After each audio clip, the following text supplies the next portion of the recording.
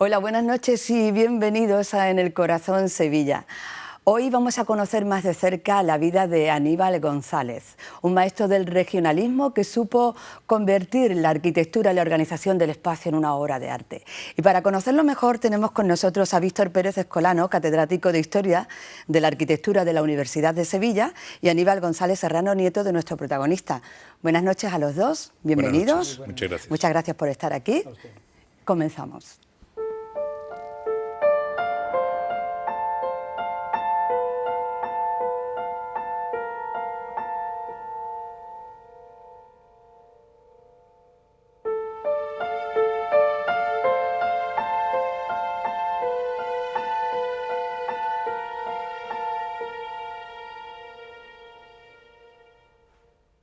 Aníbal González, que habría de ser el arquitecto andaluz más popular y querido de su época, nació en el seno de una familia humilde en Sevilla el 10 de junio de 1876, fecha muy próxima al nacimiento de Azorín, Pío Baroja y otros miembros de la generación del 98, a la que le unirían, además de las mismas circunstancias históricas, determinadas afinidades de orden intelectual y estético.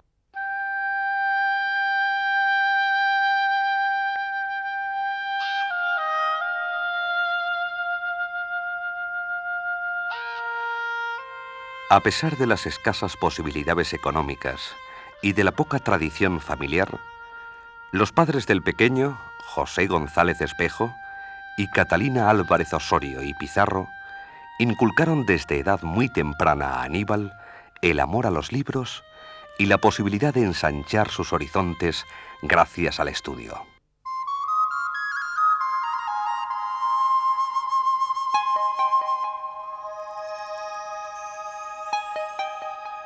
Aníbal, hijo menor de los 6, que habría de tener el matrimonio González, es un niño de carácter apacible e inteligente que ha de cursar sus primeros estudios y también el bachillerato, por libre, en su ciudad natal.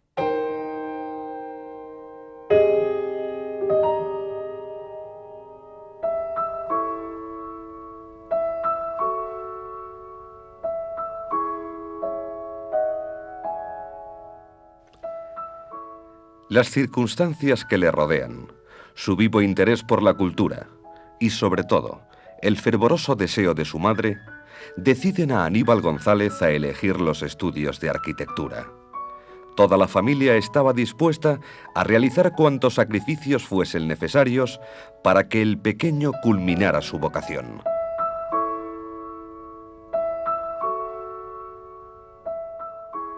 De ese modo, prepara durante 2 años el ingreso en la Facultad de Arquitectura. Esta preparación la realiza en la Academia de don Antonio Ollero, donde la personalidad del joven Aníbal y su carácter extraordinariamente amable y sencillo dejan ya una profunda huella en sus profesores y compañeros.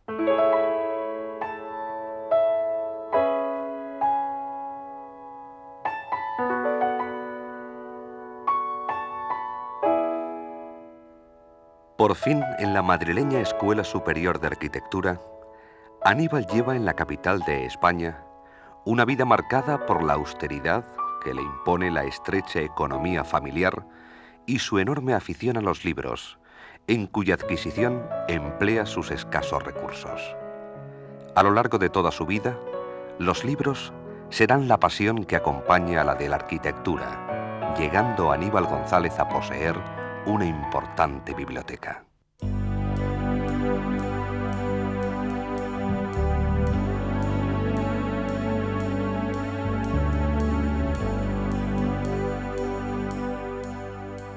Vive en Madrid en la calle de San Mateo y comparte aula con algunos compañeros que llegarían a ser, como él mismo, destacados arquitectos.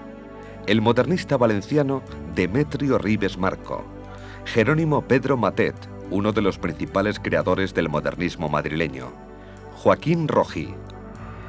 Pero si en esas fechas hubiese que destacar una persona determinante en el futuro del joven Aníbal, ese es su primo hermano Torcuato Luca de Tena, que habría de convertirse en protector del arquitecto. ¿Cómo era la Sevilla de la época? Porque era una Sevilla que tenía grandes deficiencias de viviendas y de servicios. Efectivamente, había grandes problemas en la ciudad, bajo distintos puntos de vista, ¿no? Bajo el punto de vista urbanístico, bajo el punto de vista sanitario, que creo que es muy importante, y yo quiero resaltarlo ya que soy médico en ese sentido, y realmente de servicios, bueno, el sistema sanitario en cuanto a los desagües, los acueductos de agua corriente, pues desgraciadamente estaba muy limitado, ¿no? Y luego pues la muerte perinatal era muy alta. El sistema de la alfabetización en la población sevillana dejaba mucho que desear, sobre todo en la zona de Triana, y evidentemente pues eso repercute mucho en la ciudad. Luego, por otro lado, también había una población, diríamos, que acudía de las zonas rurales, zonas muy pobres, muy empobrecidas, ¿verdad?, por la situación social que había, y el hecho de acudir hacia la ciudad, hacia la gran urbe, digamos, pues supuso una falta de viviendas muy importante. Sí, y esto es completamente cierto, ¿no? Ya años antes, pues los estudios del doctor Hauser, ¿no? Había demostrado que Sevilla tenía uno de los índices de salubridad peores, ¿no?, del país. Y este era un termómetro para medir la deficiencia de una ciudad, ¿no?, la mortandad infantil, en fin, todos estos temas. Claro, luego trasladado al aspecto que Aníbal acaba de subrayar del carácter migratorio de población rural a la ciudad, indica un panorama de una ciudad poco industrializada. No es que no lo estuviera, pero era de una manera muy precaria, ¿no? Y una ciudad que en su estructura urbanística venía de una decadencia, ¿no? Desde la pérdida de su gran carácter americano del 16 al 17, un 18 más venido a menos, aunque todavía con fuerza, que la propia arquitectura lo demuestra, un 19 que tiene momentos pujantes, la presencia de los Montpensier, por ejemplo, pero el final del siglo XIX y el principio del XX es el momento de una ciudad extraordinariamente decaída. Y por eso yo creo que es muy interesante subrayar que en realidad en el tránsito del 19 al 20, que es el momento en que Aníbal González se incorpora de nuevo, después de haber estudiado arquitectura en Madrid, a la ciudad, es un momento en el que de nuevo, en ese momento de final del 19, de regeneracionismo, también en la ciudad de Sevilla empiezan a surgir brotes de transformación y de cambio, de afrontar obras en el Guadalquivir, de mejorar el valor comercial del puerto, de desarrollar algo más de actividades industriales en las cuales el propio Aníbal González va a participar. Es decir, que de algún modo se apuntan, ahora se dice, brotes verdes, ¿no?, de una situación realmente muy crítica en ese momento. ¿Sería posible entender la arquitectura sevillana del primer tercio del siglo sin la figura de Aníbal González? Me permitirá, Aníbal, que yo, porque como nieto vas a decir lo que yo, sin ser familia, puedo afirmar con absoluta contundencia. Yo creo que es imposible comprender la Sevilla del siglo XX sin Aníbal González. Es decir, su contribución es excepcional al carácter de la ciudad del primer tercio, pero marcando para el resto del siglo mucho. No quiere decir que luego no haya habido muy importantes cambios, sobre todo al final, con ocasión de otra exposición, ¿no?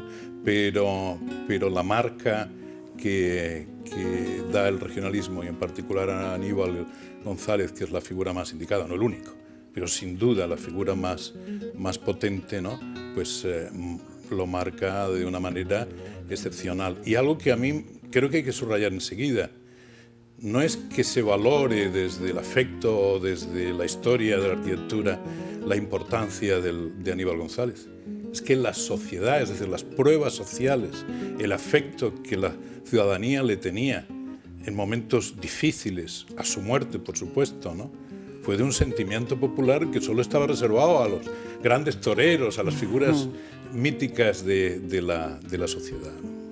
Bueno, yo quería añadir, si me permite,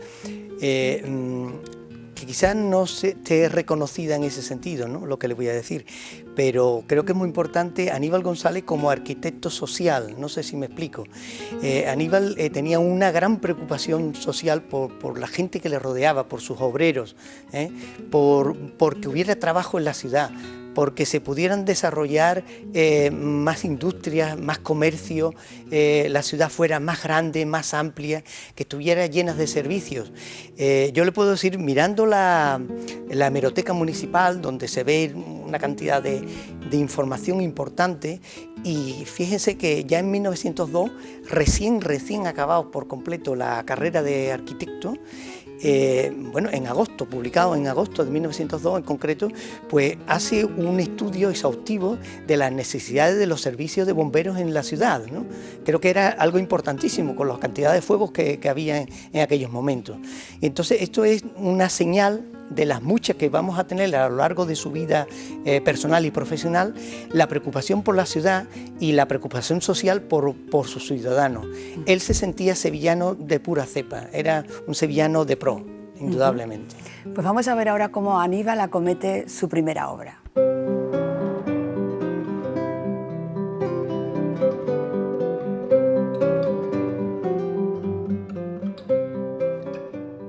Probablemente por mediación de Luca de Tena, tiene el joven Aníbal la oportunidad de realizar su primera obra. Se trata de un stand para la exposición de pequeñas industrias que se celebra en el Retiro madrileño. En esta pequeña construcción, de estructura octogonal, el todavía estudiante de arquitectura combina las vidrieras con los adornos florales según el estilo imperante.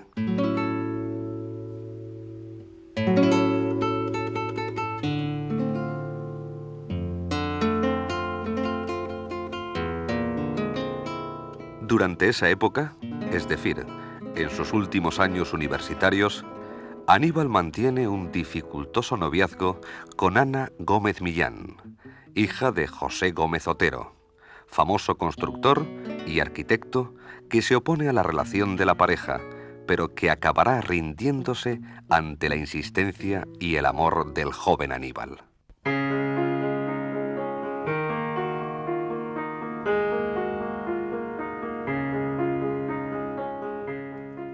En junio de 1902, todavía con la carrera por concluir, se le concede a Aníbal el primer premio en un concurso que el Ayuntamiento de Sevilla había convocado para la construcción de un palacio de exposiciones que se pensaba construir en los Jardines de Cristina.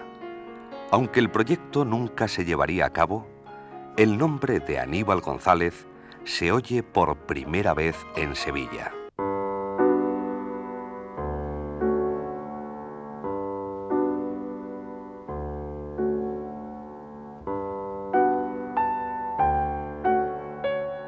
Meses después, tras superar el examen de reválida con el número 1 de su promoción, obtiene su título de arquitectura y al poco tiempo, vencido ya el obstáculo que suponía la diferencia de edad entre ellos, contrae matrimonio con Ana Gómez Millán.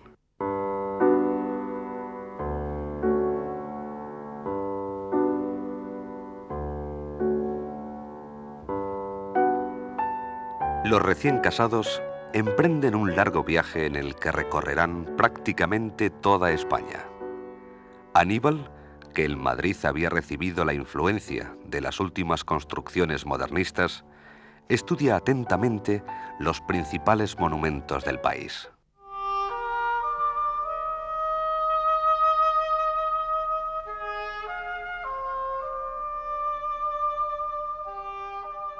Pero no solo estudia Aníbal las edificaciones artísticas del pasado.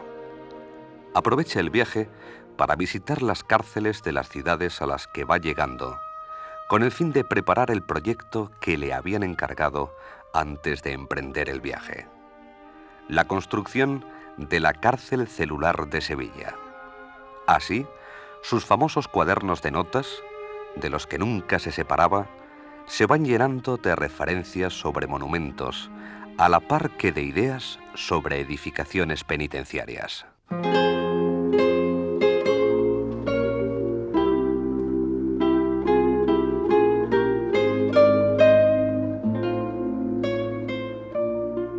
El proyecto nunca podría realizarlo Aníbal González, pero a su regreso a Sevilla comienza a trabajar con los hermanos de su mujer, descendientes de una arraigada estirpe de arquitectos sevillanos, de la que en esos momentos es José Gómez Otero, padre de ellos y suegro de Aníbal, la cabeza visible.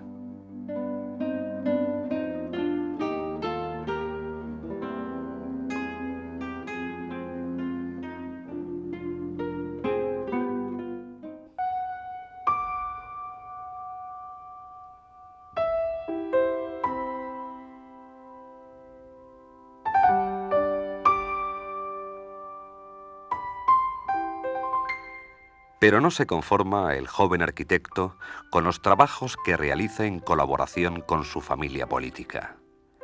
Individualmente propone al ayuntamiento su anteproyecto de reforma interior y ensanche de Sevilla, pues como se ha dicho, la ciudad, deficitaria en viviendas y servicios, tenía una apremiante necesidad de expansión.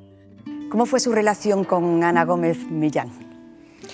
Pues yo porque he podido escucharlo mucho de parte fundamentalmente de mi padre, ¿verdad? Y de mis tías, y según nos cuenta la familia, y luego he podido ver en algunas cosas interesantes también, muy íntimas, si me permite la expresión, no quiero tampoco publicarlo mucho en ese sentido, pero sí decirle que al principio fue curioso porque realmente Aníbal se va a estudiar a Madrid y al año siguiente, pues un hermano de Ana, o sea, de la que posteriormente sería su mujer, pues también se va a Madrid a estudiar.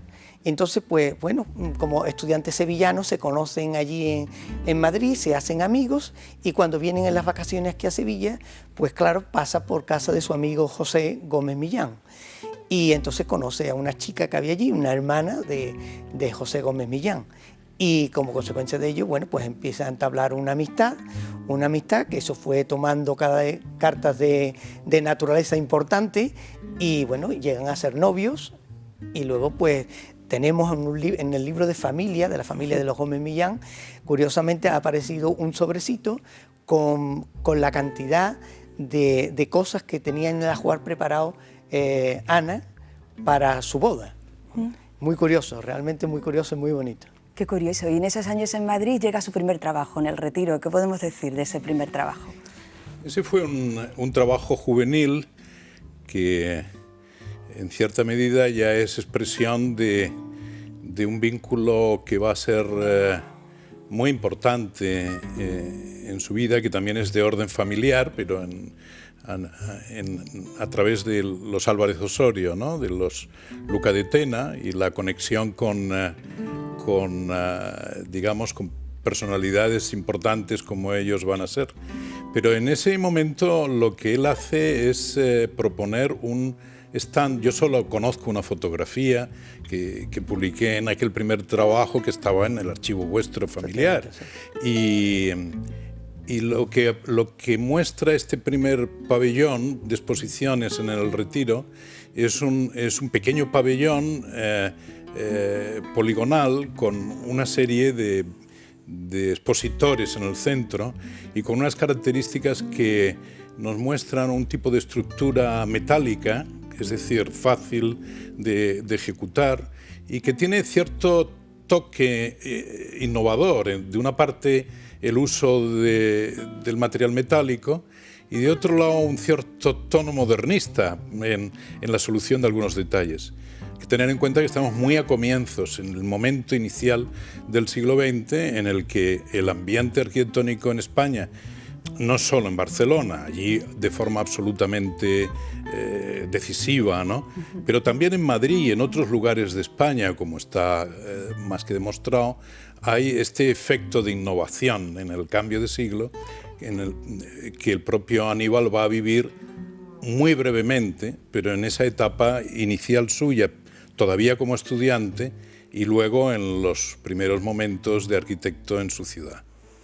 Bueno, yo quisiera decirle también que aparte de ese stand tan precioso, porque también he podido ver la fotografía de ese stand, pues también hay otro trabajo que es menos conocido, que es digamos, una maqueta de una fábrica de harinas y que estaba en funcionamiento, o sea, que hizo una reproducción de esa fábrica, ¿verdad?, de harinas, y que la prensa local de entonces de Madrid, bueno, pues lo resalta con un entusiasmo tremendo. Esto es menos conocido. Es bastante menos conocido, sí. Por eso lo decía, porque creo que es bueno que la gente también conozca. Que lo conozcamos, claro que sí. Claro. Sí, pero era un joven muy inquieto, es decir, que de estudiante ya estaba peleando, ¿no?, por la actividad y es en lo que yo me refería, que ahí también le va a ayudar, ¿no?, su primo Luca de Tena en el proceso de la primera etapa de trabajo, ¿no? Que esto siempre, la vida es así, ¿no?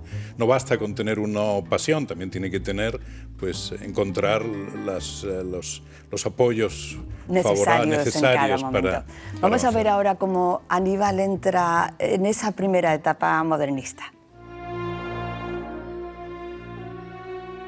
España entera sufre en esos años un proceso de transformación, ya que con la llegada del nuevo siglo se han acentuado las ansias modernizadoras de un país cargado de anacronismos. Las pérdidas de Cuba, Puerto Rico y Filipinas, los conflictos sociales y políticos y las guerras de Marruecos, unidos al surgimiento de una clase intelectual con deseos de renovación, crean una atmósfera tensa en la que siempre se desenvolvería la vida de Aníbal González, que no en vano había nacido 2 años después de finalizada la Primera República y habría de morir 2 antes del advenimiento de la Segunda, es decir, en una etapa histórica convulsa e inestable.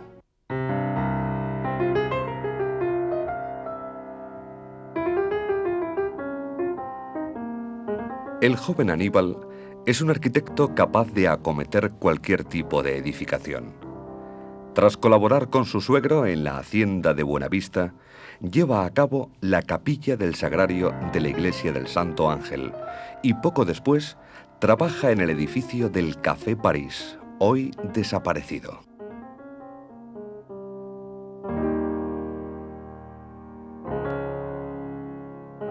Pero son las casas Montoto las más representativas de esta primera etapa de Aníbal González, marcada directamente por las corrientes modernistas.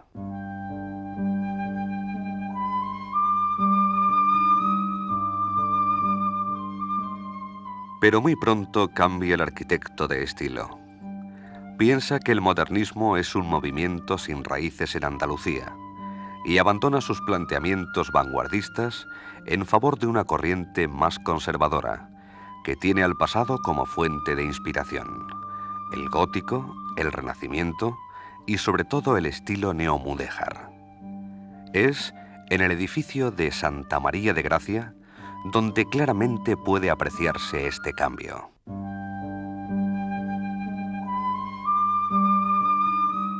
Aníbal González, que habría de desarrollar prácticamente la totalidad de su obra en Sevilla y sus alrededores, contribuye de un modo decisivo a poblar el paisaje de la zona con esas construcciones de carácter historicista que ha dado en llamarse la arquitectura del ladrillo y que tan rápidamente arraigó en la Baja Andalucía.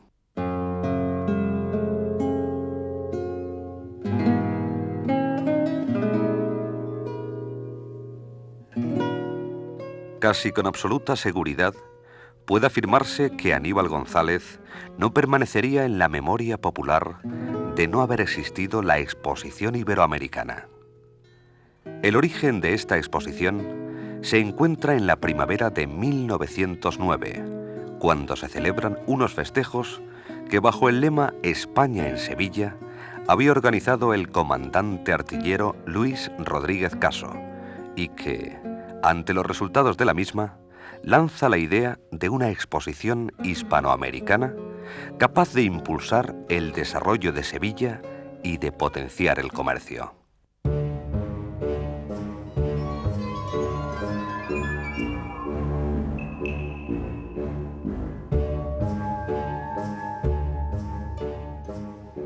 La idea es acogida con entusiasmo.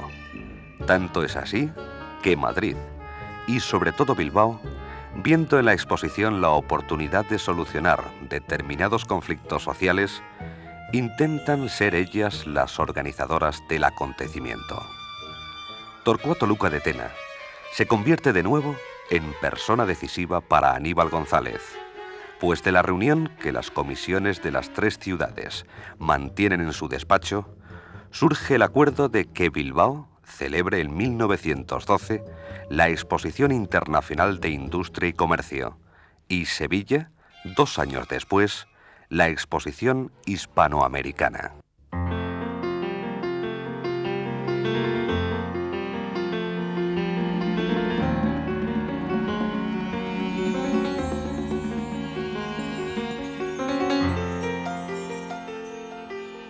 Fijadas estas condiciones, se convoca un concurso de proyectos. De ellos resulta elegido el trabajo de Aníbal González, que a su vez es nombrado director arquitecto de la exposición.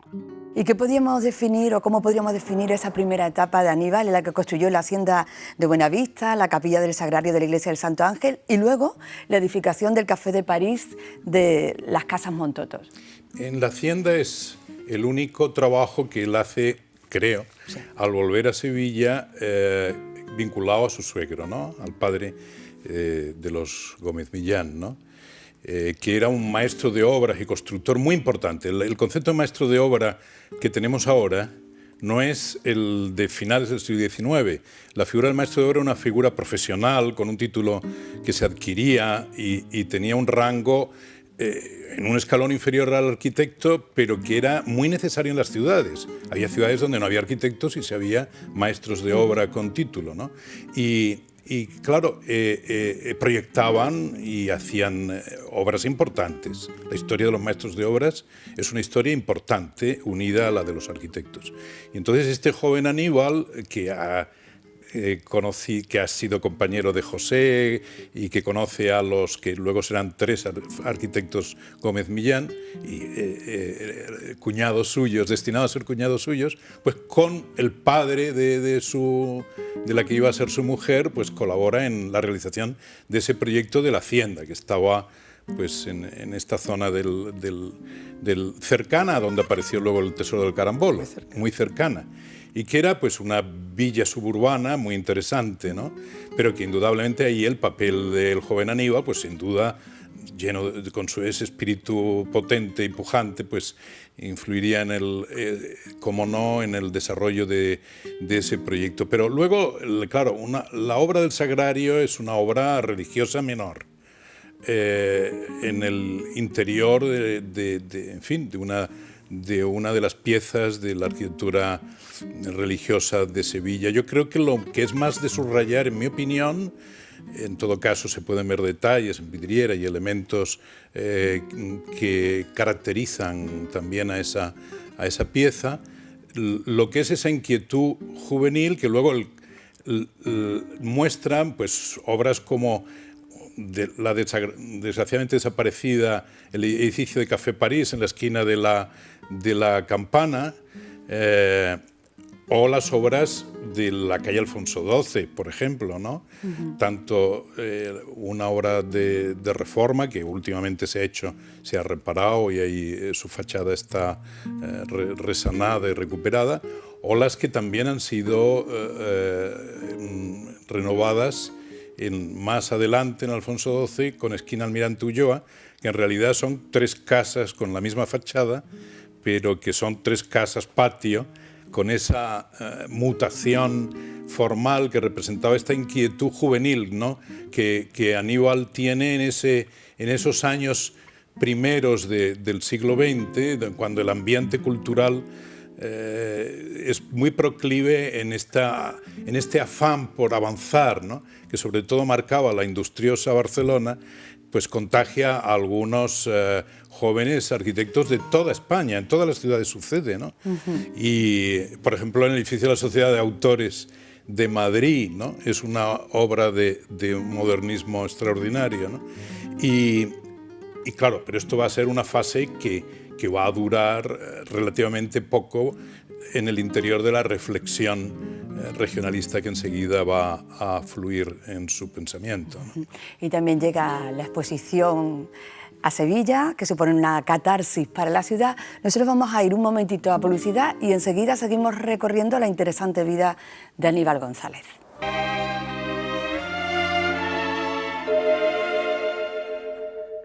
Aunque simultáneamente trabajó en multitud de proyectos, la exposición iberoamericana sería a partir de entonces el eje central en la vida del arquitecto. Para los sevillanos, empezaría a ser familiar la estampa de este hombre sencillo y amable que a todas partes acudía armado con su famosa e inseparable cinta métrica. Con ella medía continuamente todo aquello que le interesaba: la longitud de un edificio, de una ventana o incluso la de un automóvil, por no hablar de la detallada y exhaustiva medición que realizó de la Giralda.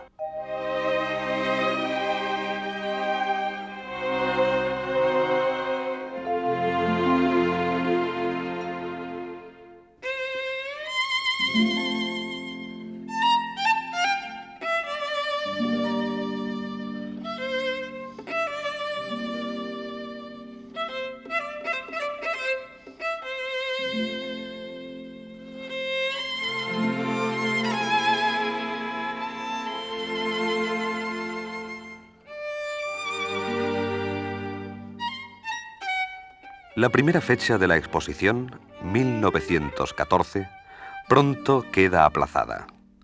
La Primera Guerra Mundial obligaría a este retraso. Pero no solo el conflicto internacional influye negativamente en la exposición. Además, esta hubo de soportar importantes problemas internos y las secuelas sociales que iban dejando la sucesión de gobiernos liberales y conservadores.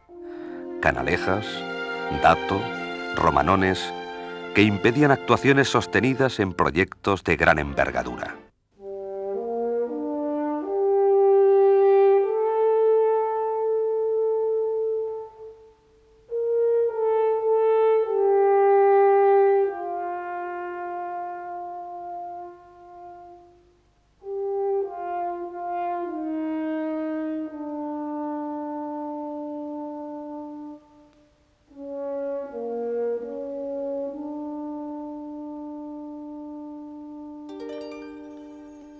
Soportando todas las tensiones que rodean a la exposición, Aníbal González intenta desarrollar las teorías que ha venido preconizando en los últimos años. Su idea central, según sus propias palabras, es la de crear una arquitectura claramente inspirada en estilos del pasado.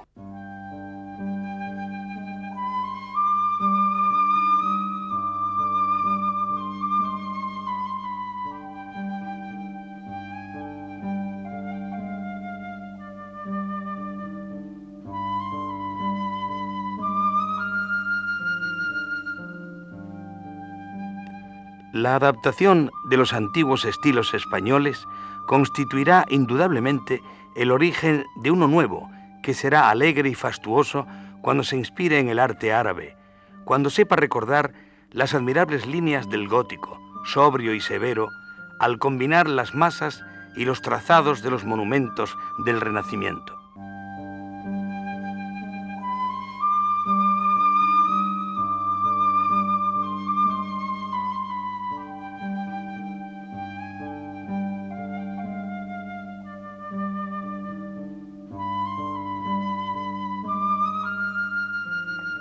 De este modo, los sevillanos ven, entre 1911 y 1916, cómo se va configurando la Plaza de América y sus principales edificios.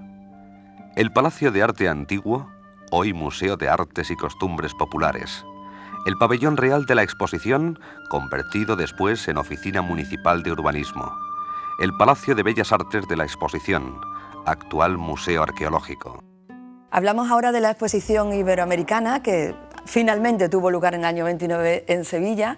¿Él sentía esta exposición como algo suyo? Ah, por supuesto, pero además lo sentía desde mucho antes a que realmente empezara la exposición, porque si les digo, como era una persona tan metida en la ciudad, preocupada por la ciudad, él acudía muchísimas veces a reuniones, en los distintos foros, digamos, en el Ateneo, en el Ayuntamiento, en fin, en distintas asociaciones culturales. Y entonces tuvo la posibilidad, ¿verdad?, de alguna forma, de ayudar a los primeros esbozos de lo que se quería hacer como exposición, primero hispanoamericana y posteriormente iberoamericana. Y ya pues en 1911 sale a concurso por parte del ayuntamiento pues la posibilidad de hacer una exposición, y él se presenta junto con 2 personas más, o sea, otro arquitecto que era del Álamo y otra persona más que lleva un seudónimo. Y bueno, pues realmente saca el primer premio, que por cierto fue 15.000 pesetas como premio, aparte de, bueno, con un exhaustivo estudio técnico y además con una cantidad de planos impresionantes, de una belleza singular. Sin duda, yo creo que entre los arquitectos de la época, que eran pocos comparado con lo que ahora hay, ¿no? Y muchos de ellos arquitectos muy interesantes. Sin embargo, lo que Aníbal acaba de decir puede ser una explicación del hecho de que solo de los arquitectos de Sevilla se presentara él, en la medida en que él estaba ya muy concernido por este objetivo, ¿no? Entonces, efectivamente, se presenta otro arquitecto que es un arquitecto de La Rioja, Fermín Álamo, con una propuesta de tipo modernista, precisamente. Sin embargo, pues Aníbal González es el momento en el que ya plantea un tipo de exposición de pabellones y de estructura similar al carácter y naturaleza de las exposiciones que él conocía bien. En la memoria del concurso del 11, toda la primera parte es una descripción histórica de todo el proceso de exposiciones internacionales que ha ido habiendo, y eso lo domina, lo controla bien, y entonces hace una exposición según la tendencia de ese momento del año 11. Se acaban de hacer 2 exposiciones, al menos en España, significativas, ¿no?, pero pequeñitas, la de Valencia y la hispano-francesa de Zaragoza.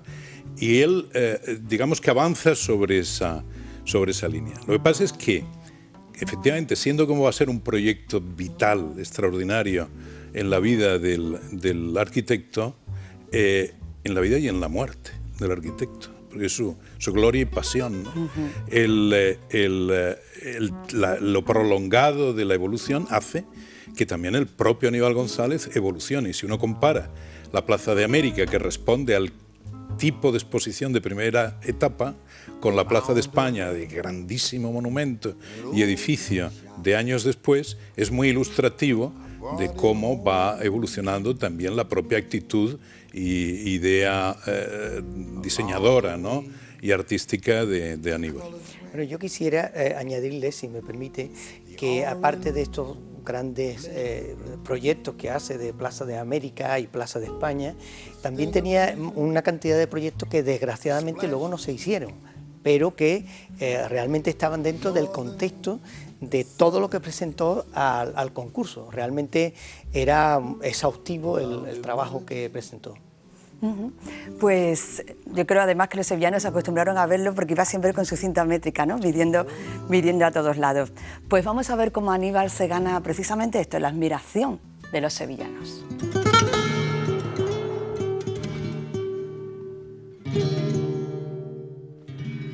El nombre de Aníbal González, también asociado a la monumental obra que se está llevando a cabo en esas fechas en las inmediaciones del Parque de María Luisa, y que darán como resultado la Plaza de España, va ganándose la admiración y el cariño de sus conciudadanos. Así, el 7º Congreso Nacional de Arquitectos, respaldado por instituciones y personalidades sevillanas, solicita en 1917 que le sea concedida la Gran Cruz de la Orden Civil de Alfonso XII. También en 1917, el 14 de octubre, ingresa el arquitecto en la Real Academia de Bellas Artes de Sevilla. En 1920 se le concede la Gran Cruz de la Orden de Isabel la Católica.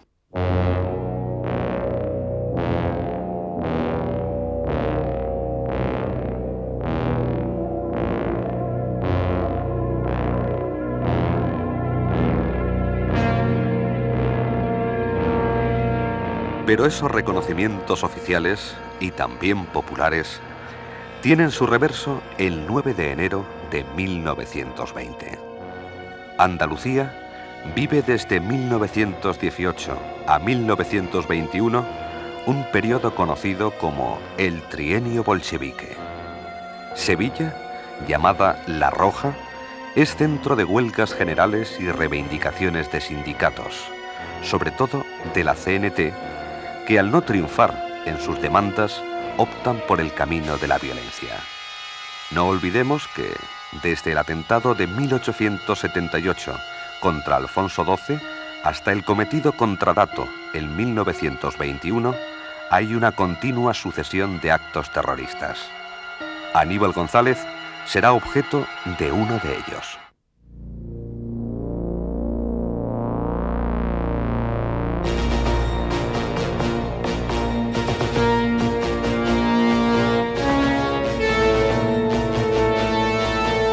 El 9 de enero de 1920, las juntas de albañiles de Sevilla suscriben un manifiesto en el que se acusa a los arquitectos como responsables de que los huelguistas no consigan sus reivindicaciones.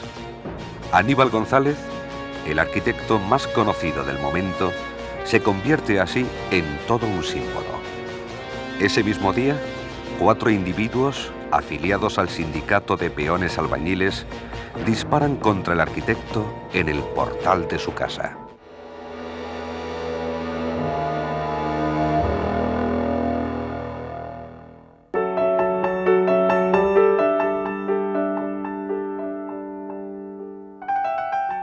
Milagrosamente, Aníbal González resulta ileso, pero la repulsa y la indignación general se alzan como si el atentado hubiese tenido unos efectos irreparables. La prensa se hace eco de la reprobación general y una manifestación pone de relieve el cariño popular del que goza este hombre amable y sencillo, que a lo largo de su vida desechará honores o recompensas económicas y que finalmente impedirá que una estatua suya sea instalada en el recinto de la exposición.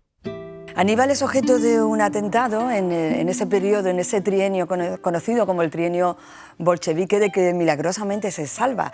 ¿Qué hizo que fuese él el elegido para ese atentado y cómo se salvó? Bueno, hay que tener en cuenta que en ese momento era una época muy convulsa, como usted bien está diciendo, y claro, pues en concreto determinadas centrales sindicales, ¿verdad? Una central sindical, pues decidió que había que dar alguna llamada de atención y no tuvo la mejor feliz idea, entre comillas, que hacer un atentado contra el arquitecto más mediático en ese momento, ¿no? Que es Aníbal González. Y claro, él venía precisamente en ese momento, venía del ayuntamiento, de haber tenido una reunión para aumentar, para conseguir, porque él fue personalmente el que consiguió que se aumentaran los emolumentos de los trabajos de los peones albañiles. Y cuando llegó a la puerta de su casa, pues 3 desalmados pues, le tiraron unos tiros, pero afortunadamente, gracias a Dios, pues lo único que fue atravesar la hombrera del abrigo. Y él decía que, porque era una persona muy religiosa, tenía una estampa de la Virgen Milagrosa y decía que la Virgen Milagrosa le había salvado de que lo mataran. Pasó un susto tremendo, como ustedes se pueden imaginar, la familia, fue aquello todo una convulsión familiar que se trasladó evidentemente al pueblo de Sevilla. El pueblo de Sevilla rápidamente se enteró de la noticia y esto pues hubo una manifestación en favor del apoyo a Aníbal González, que se refleja en la prensa local del momento, ¿no? De aquellos días. Y realmente, pues, afortunadamente no pasó de eso y ya, pues, mi abuelo olvidó un poco el problema. Pues vamos a ver ahora cómo las cosas comienzan a torcerse para Aníbal González.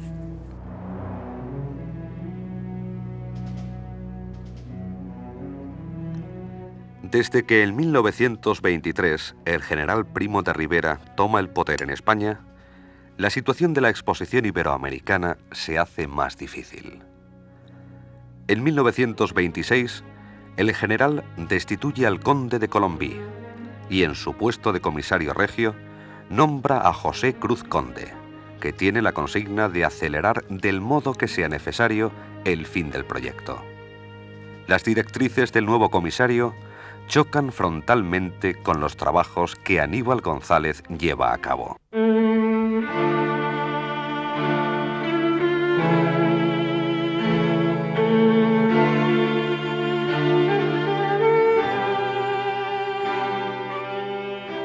Varios proyectos ya aprobados son cancelados, entre ellos el Palacio de Facultades. Cruz Conde, dispuesto a ahorrar tiempo y dinero, considera que el ritmo constructivo de Aníbal González es demasiado lento y caro. Por su parte, el arquitecto sevillano se siente acosado e impotente para ejecutar sus ideas, largamente maduradas. Así que, ante la imposibilidad de un entendimiento, Aníbal González dimite de su cargo de director arquitecto de la exposición. Vicente Traver Tomás, un joven arquitecto de menor relieve, pero comprometido a cumplir los plazos dictados, le sustituye. Obras suyas serán el casino y el teatro de la exposición.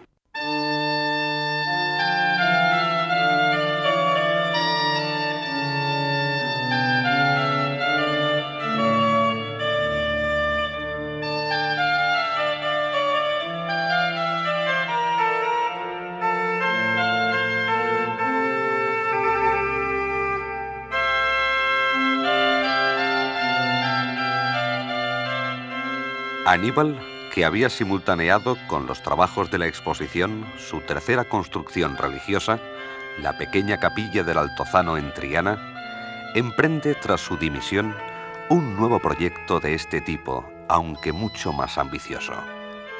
Se trata de la monumental basílica neogótica de la Inmaculada Milagrosa, que iba a levantarse en la Huerta del Rey. Sin embargo, el arquitecto sufre un nuevo revés, pues el edificio, que llega a comenzarse, interrumpe su construcción.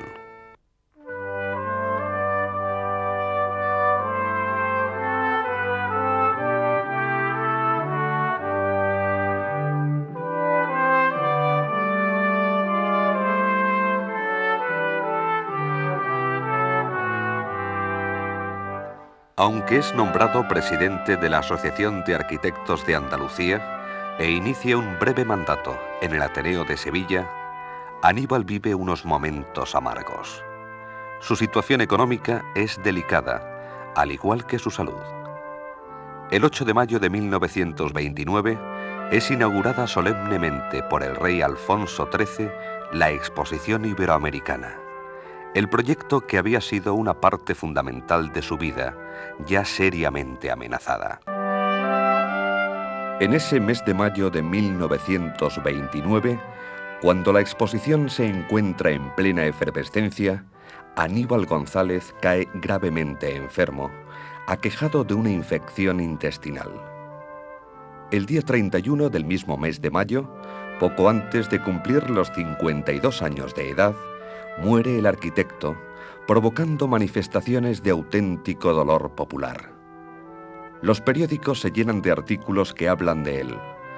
Desde Manuel Sánchez Mazas a los hermanos Álvarez Quintero, escritores y periodistas le dedican elogiosas y cálidas palabras.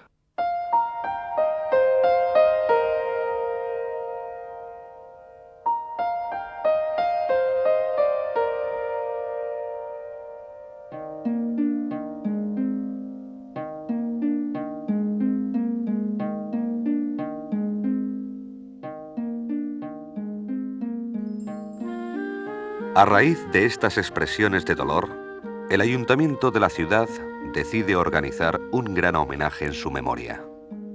Sin embargo, pronto se comprueba que el mejor homenaje que puede dedicársele es la construcción de una vivienda para su desamparada viuda, Ana Gómez Millán.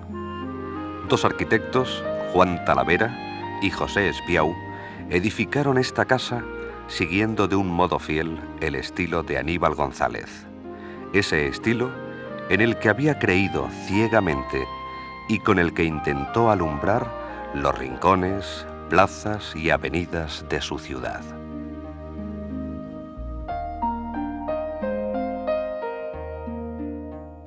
José Cruz Conde es nombrado por Primo de Rivera comisario regio de la exposición con la consigna de acelerar la construcción del proyecto. ¿Qué consecuencias tiene esto para Aníbal González? Sí, hay que entender una cosa, y es que la prolongada construcción de la exposición del 9 al 29, en números redondos, es tan largo porque suceden muchas cosas, problemas de tipo local, pero también problemas internacionales. La Primera Guerra Mundial, del 14 al 18, y las consecuencias de posguerra, y las dificultades del sistema canovista, que conduce a que en el año 23 pues el general Primo de Rivera establezca la dictadura, que Alfonso XIII acepta y que le va a costar a la postre el reinado, ¿no? Y la traída de la Segunda República. Pero este gobierno de Primo es un gobierno que va a impulsar, por ejemplo, importantes obras públicas. Esto es bien sabido, ¿no? La red de carreteras, el ferrocarril, las confederaciones hidrográficas. Es decir, que en ciertos temas conduce a un impulso.